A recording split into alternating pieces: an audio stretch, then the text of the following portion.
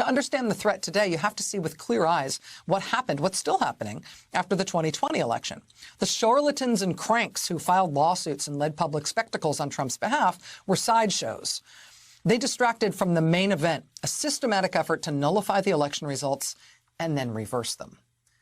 The strategic objective of nearly every move by the Trump team after the networks called the election for Biden on November 7th was to induce Republican legislatures in states Biden won to seize control of the results and appoint Trump electors instead.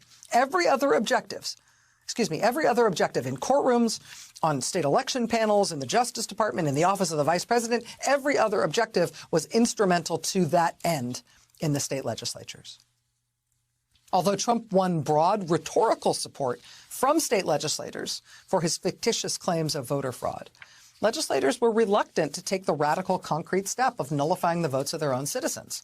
Despite enormous pressure, none of the 6 contested states put forward an alternate slate of electors for Trump. Only later, as Congress prepared to count the electoral votes, did legislators in some of those states begin talking unofficially about decertifying the Biden electors.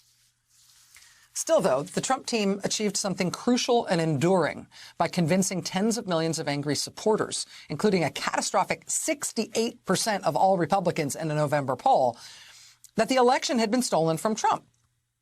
Nothing close to this loss of faith in democracy has happened here before. Even Confederates recognized Abraham Lincoln's election. They tried to secede because they knew they had lost. Delegitimating Biden's victory was a strategic win for Trump then and now, because the big lie became the driving passion of the voters who controlled the fate of Republican legislators, and Trump's fate was in the legislators' hands. Gelman then explains how the bizarro world theory that Republicans in state legislatures should just take over, nullify the actual votes in their states, instead just proclaim the winner that they prefer themselves. He goes through and explains how that crazy theory is now not just being propounded by crazy people like Rudy Giuliani and Sidney Powell, it's being fine-tuned by real lawyers and is already circulating on places like Fox News as a Republican Party talking point for the election in 2024. Gelman explains point by point how Republicans who weren't on board with these kinds of efforts to throw out the real election results in 2020, those Republicans, everybody from, Brad Raffensperger and Brian Kemp in Georgia to lesser known officials in Michigan and across the country, those Republicans who wouldn't go along with it for the 2020 election, they have been removed from office. They've been censured. They're facing Trump-backed primaries if they want to stay in office. He shows the polling data, which indicates that the Republican-based voters, they haven't cooled off or backed off from the literally revolutionary implications of what Trump tried to do to overturn the election.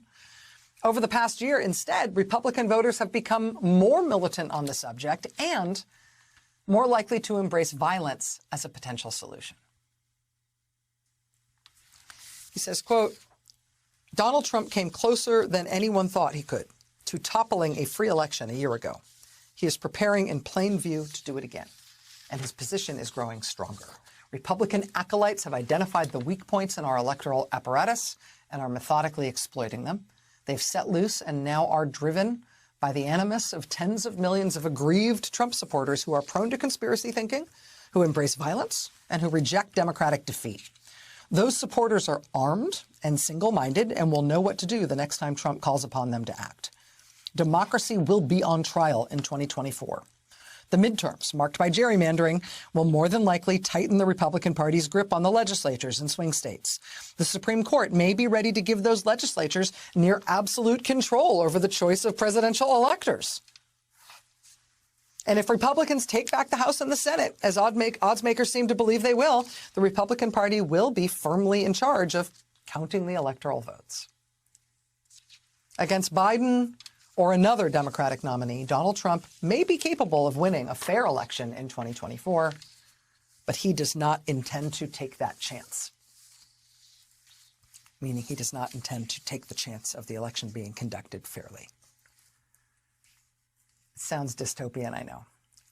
But the last time I read something that was simultaneously this serious, this well-reported, and this dystopian, it was Barton Gellman in September of 2020, predicting exactly what was going to happen with election 2020 and its aftermath up to and including January 6th.